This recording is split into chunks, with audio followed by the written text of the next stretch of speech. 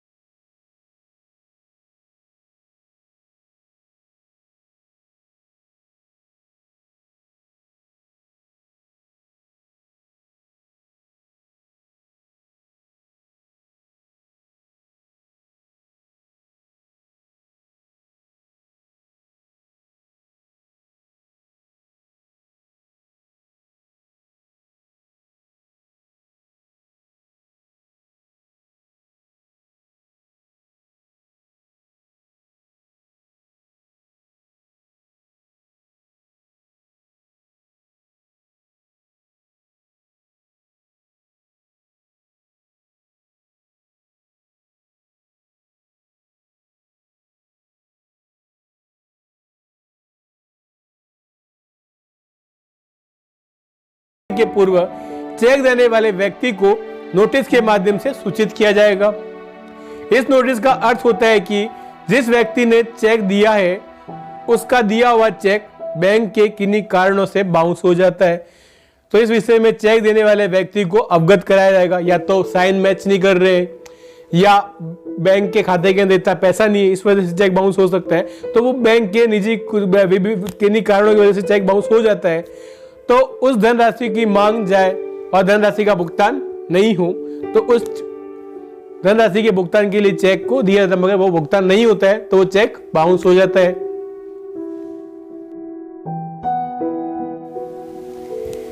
इस नोटिस के उपरांत भी यदि चेक देने वाला व्यक्ति चेक में अंकित की गई राशि का भुगतान नहीं करता है तो इस परिस्थिति में नेगोशिएबल इंस्ट्रूमेंट एक्ट की धारा 138 के अंतर्गत चेक की प्राप्त करने वाले व्यक्ति मुकदमा संचित कर सकता है तथा चेक में अंकित की गई धनराशि को मुकदमे में खर्च की गई राशि को इस पर ब्याज को प्राप्त कर सकता है। जो चेक में दी गई धनराशि अंकित और जो मुकदमे में जो पैसा खर्च हुआ उस राशि को मिला के उसमें जो ब्याज बनता है वह उस व्यक्ति के द्वारा उससे वो मांग कर सकता है, उसे वो प्राप्त कर सकता है।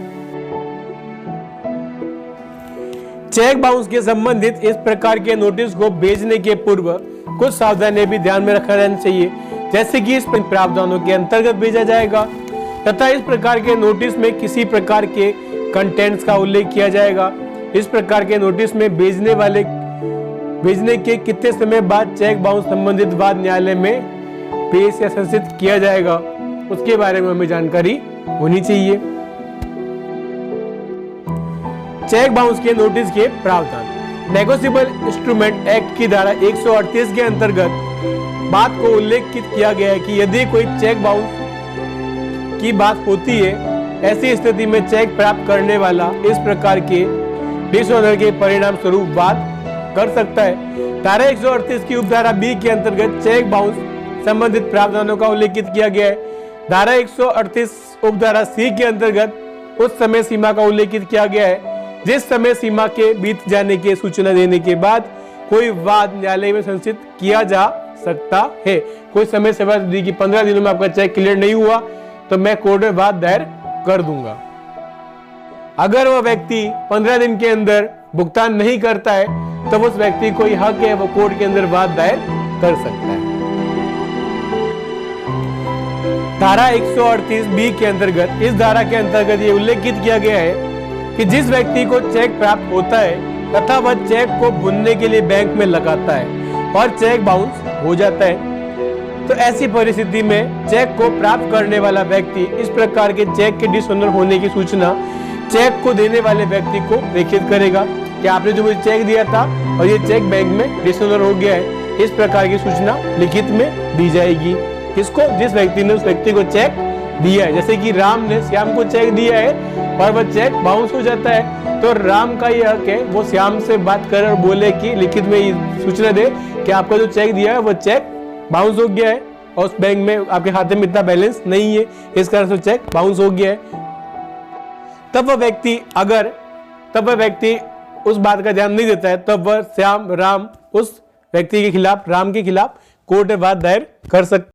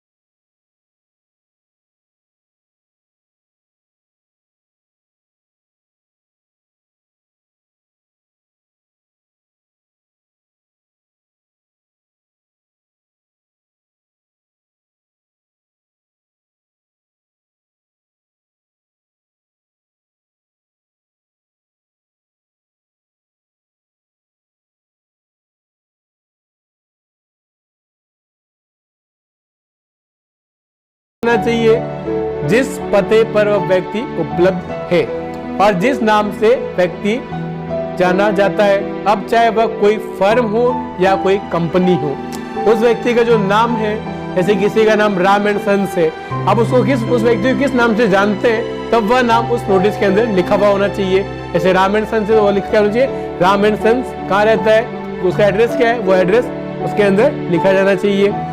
उसका निवास स्थान या उसका ऑफिस का जो एड्रेस है, वह एड्रेस उस नोटिस के अंदर उसका नाम सहित पता अंकित होना चाहिए। उसमें कोई त्रुटि नहीं होनी चाहिए।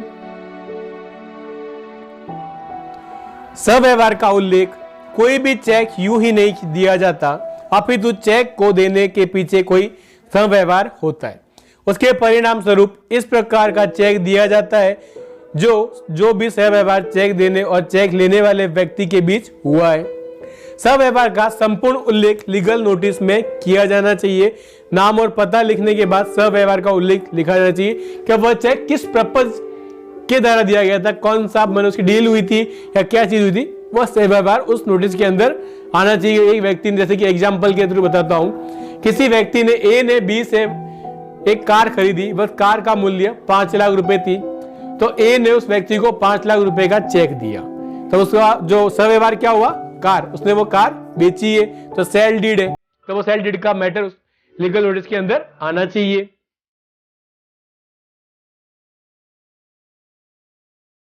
चेक का उल्लेख, किसी सव्यवहार के पश्चात यदि कोई चेक दिया गया है, ऐसे बाउंस होने वाले चेक का संपूर्ण उल्लेख लीगल नोटिस में होना चाहिए।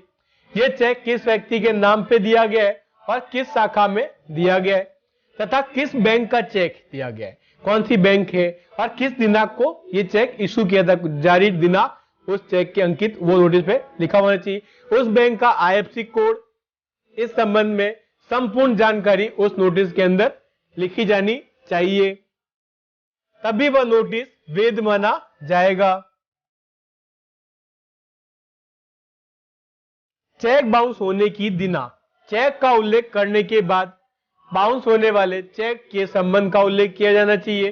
किस दिनांक को चेक बाउंस हुआ है तथा किस ब्रांच में उस चेक को लगाया गया था, किन कारणों की वजह से वह चेक बाउंस हुआ है, कि सिग्नेचर करेक्शन है या टेक्निकल इशू है, या उस बैंक के खाते के अंदर जो खाता है जिसे चेक दिया उस खाते के अंदर बैलेंस नहीं है, किस कारण से वो चेक बाउंस हुआ है, और जो रसीद प्राप्त की गई है उस रसीद का क्रमांक क्या है और तथा कितनी राशि का वह चेक था। सबसे इंपॉर्टेंट चीज क्या है कि वह चेक जो था, उस चेक की जो राशि थी, वह चेक कितनी राशि का था। जैसे कि वो चेक 10 लाख का है और बैंक के खाते में 8 लाख रुपए, तो वह चेक बाउंस होगा। भुगतान के लिए 15 दिवस का समय दिया जाता है। चेक बाउंस होने पर देने वाले लीगल नोटिस के अंत में 15 दिवस का समय दिया जाना चाहिए। में वह लीगल नोटिस में स्पष्ट उल्लेख किया जाना चाहिए कि आज दिनांक से 15 दिवस के भीतर चेक में अंकित राशि का भुगतान कर दिया जाए, अन्यथा आपके खिलाफ विरुद्ध न्यायालय में वाद संचित कर दिया जाएगा। अगर वह व्यक्ति उस नोटिस का जवाब नहीं देता है और वह जो अंकित की राशि का भुगतान नहीं करता है, तो जिस व्यक्ति ने नोटिस भेजा है वह व्यक्ति कोर्ट में वाद संचित करने का उसे पूरा हक है और वह व्यक्ति कोर्ट में वाद दायर कर सकता है। जब लीगल नोटिस का ये ड्राफ्ट तैयार कर लिया जाए तो उस प्रकार के ड्राफ्ट की 2 या 3 कॉपियां निकाली जाए तथा एक कॉपी को रजिस्टर एडी के माध्यम से लिफाफे में रखकर चेक देने वाले व्यक्ति को प्रेषित कर दी जाए तथा उसकी जो रसीद है उसे सुरक्षित रखा जाए तथा इसके साथ में जो लीगल नोटिस प्रेषित किया गया है उसकी भी एक प्रति सुरक्षित रखी जाए अपने पास में, जो कोर्ट के अंदर आपके पास एक एविडेंस के रूप में उसको आप इस्तेमाल कर सकते हैं।